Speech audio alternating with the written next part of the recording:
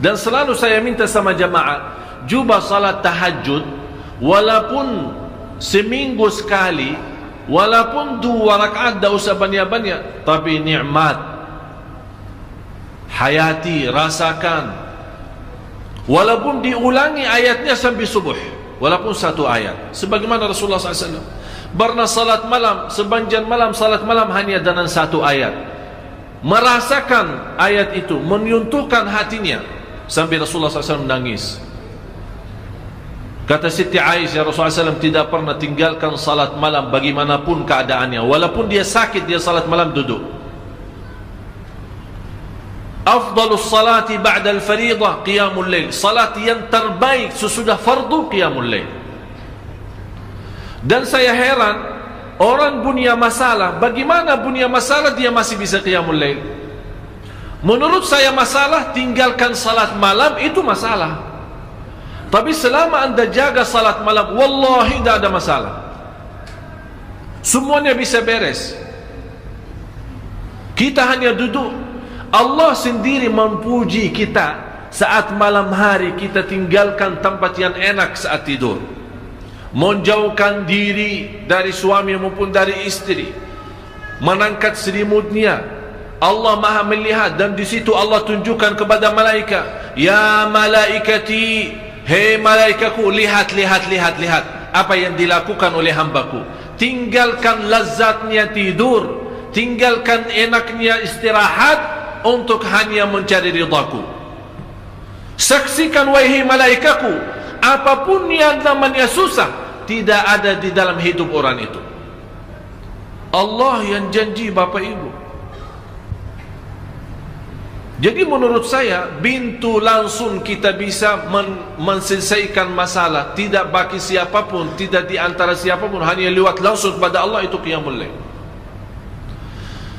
Asahhun nasi abdanan, yang paling sehat tubuhnya yang jaga salat malam, yang paling sinar mukanya yang jaga salat malam, yang paling suci batinnya yang jaga salat malam, yang paling berkah ucapannya yang jaga salat malam, yang paling mulia perbuatannya yang jaga salat malam.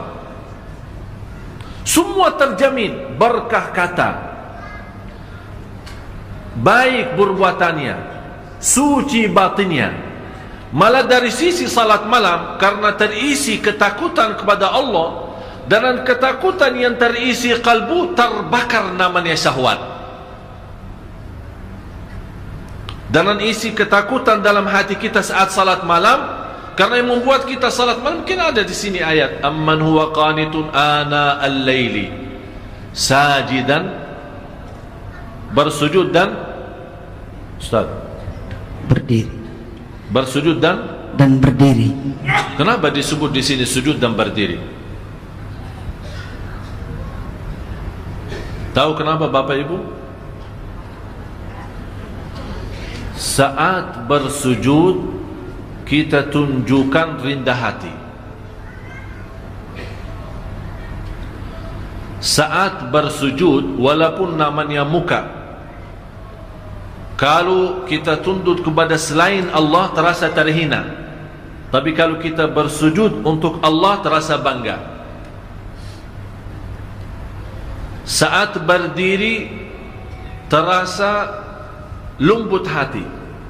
Bagaimana terasa lembut hati? Karena saat berdiri dianjurkan, saat kita berdiri kan mata kita kan tambah sujud, sampai tidak berani mengangkat mata melihat ke atas, seolah-olah kita merasa sudah Allah di hadapan kita, malah kita malu karena masih muka kita, mata kita, mulut kita masih tercampur banyak dosa dan maksiat, kita malu mengangkat. Ini yang membuat kehadiran kalbu dan fikiran saat itu merubahkan qiyam itu istimewa, sampai Allah menikmati saat kita berdiri. Oleh karena itu disebut di ayat ini, amman huwa qanitun ana al-laili sajidan wa qa'ima. Bapak Ibu, kenapa di sini didahulukan kata sajidan, bersujud dan berdiri, padahal kita tahu sama-sama berdiri kan sebelum sujud kan? Tapi kenapa di sini didahulukan sujud? Aqrabu ma yakunu al-'abdu ila Allah wa huwa sajid, paling dekat posisi hamba kepada Allah saat sujud. paling dekat posisi kita di hadapan Allah saat Allah mendahulukan sujud daripada berdiri, padahal kita tahu berdiri duluan. Allah menanamkan rasa rindu kepada sujud. Oleh kerana itu tertanam kita berdiri lama, nikmati bacaan seperti dari bacaan Al-Fatihah dan ayat-ayat yang lain. Kita terasa lagi memuji Allah, membaca kalamullah, mengagungkan dan membesarkan Allah lewat bacaan Al-Quran. Dan terasa, ya Allah, saya sudah lama dan panjang berdiri untuk memujimu. Ya Allah, saya rindu bersujud agar menjadi mendekatimu. Masya Allah. Jadi posisi berdiri dan sujud itu ada ikatan yang luar biasa. Oleh karena itu di rahasia ayat ini dibawakan kata sujudan, sajidan, wa qa'imah. Yang lebih indah lagi Bapak Ibu, dibawa kata sajidan, bukan sujudan. Kenapa sajidan? Itu merubahkan orang ini sangat membutuhkan kedekatan kepada Allah. Memang Bapak Ibu semua saya yakin sangat merindukan menjadi hamba yang terdekat kepada Allah. Itu sujudnya. Oleh karena itu dalam kesempatan saat sujud diserahkan oleh Rasulullah kita berpanjang doa, menadu, bermunajat. Karena saat berdiri lama memuji Allah lewat bacaan Quran, kita sekarang mulai minta hajat. Karena saat berdiri kan dah boleh doa. Kapan boleh doa saat? Apa yang kita baca saat berdiri? Alhamdulillahi Rabbil Alamin. Artinya apa? Segala puji. Berarti kita membaca Al-Quran sebenarnya intinya memuji Allah. Kita belum minta apa-apa. Cuba bayangkan kalau ada seorang manusia mulia atau orang kaya, kita duduk di hadapan dia atau berdiri di hadapan dia, kita 1 jam puji dia di depan ribuan orang. Habis kita selesai puji dia, kita minta hajat. Kira-kira ditolak enggak? Diterima. Saya pernah melihat ada seorang bawa kata syair memuji seorang raja di Arab. Sampai di bawah kata-kata, sampai terus terang saja saya tersentuh hati saya. Padahal di bawah kata-kata, barangkali kalau kita kasih ke Nabi masih mending daripada manusia. Luar biasa pujiannya kepada raja. Sampai raja sendiri sudah merasa dirinya kagum, sudah tidak bisa bertahan saking pujinya tinggi. Habis itu belum dia selesai bacaannya, sudah berhenti, kamu mau apa? Saking senang, saking terbuka hatinya seorang raja, belum selesai orang memujinya, dia malah udah, kamu mau apa? Selesaikan.